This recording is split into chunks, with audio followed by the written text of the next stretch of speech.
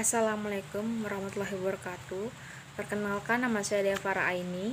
Nomor pokok mahasiswa 201301037, kelas reguler 1, klaster 2 3D. Di sini saya akan menjelaskan tentang praktikum yang keempat dengan judul mengenal gejala serangan jamur patogen pada tanaman yang bertujuan untuk mengenali jenis penyakit tumbuhan dari gejala dan tanda yang tampak pada tanaman yang terserang jamur. Let's check this out.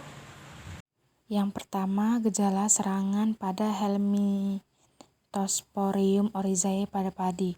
Gejala penyebaran penyakit ini disebabkan oleh benih yang terinfeksi, angin, dan sisa tanaman yang terserang.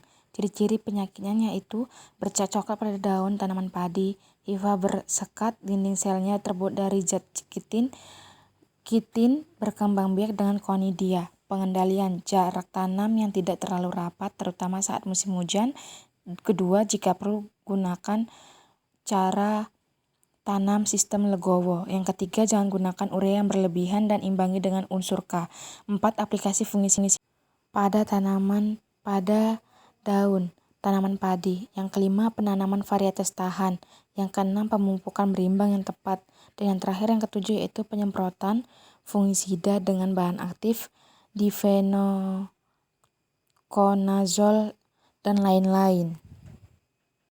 Yang kedua itu gejala penyakit serangan pada Peronosklerospora maidis pada jagung.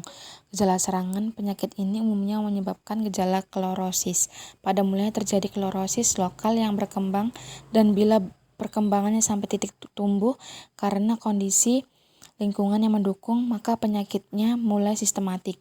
Gejala ini berakibat pada sangat terhambatnya pertumbuhan dan tanaman menjadi kerdil.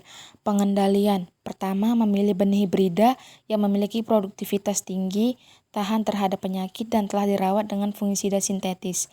Yang kedua yaitu waktu tanam yang tepat adalah waktu awal musim penghujan.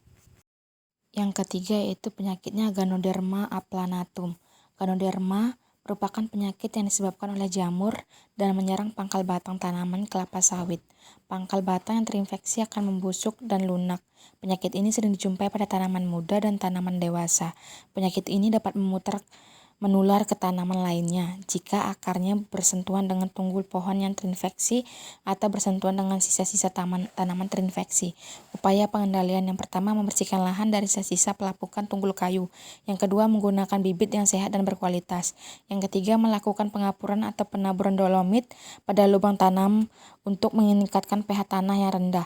Yang keempat yaitu pengapuran pada bekas tunggul tanaman terinfeksi. Keempat dan terakhir yaitu Rhizoctonia lamifera. Gejala pertama, pertumbuhan tanaman tidak normal. Yang kedua, pertumbuhan kerdil. Yang ketiga, tanaman menjadi lemah dan terjadi nekrosis atau daun berubah warna dari hijau menjadi kuning pada daun tanaman. Penyakit ini bisa menyerang mulai dari pembibitan tanaman muda hingga tanaman dewasa. Upaya pengendalian, menggunakan benih dari varietas bersertifikat yang sudah teruji kualitasnya. Yang kedua, menggunakan media semai yang baik dan tidak terinfeksi jamur Rhizoctonia lamifera. Yang ketiga, melakukan penyemaian dengan baik agar bibit sehat dan kuat. Yang keempat, pemberian naungan pada bibit di musim kemarau. Yang kelima, pemberian air yang cukup dan tidak berlebihan. Yang terakhir, mengaplikasikan fungisida sejak dini untuk pencegahan.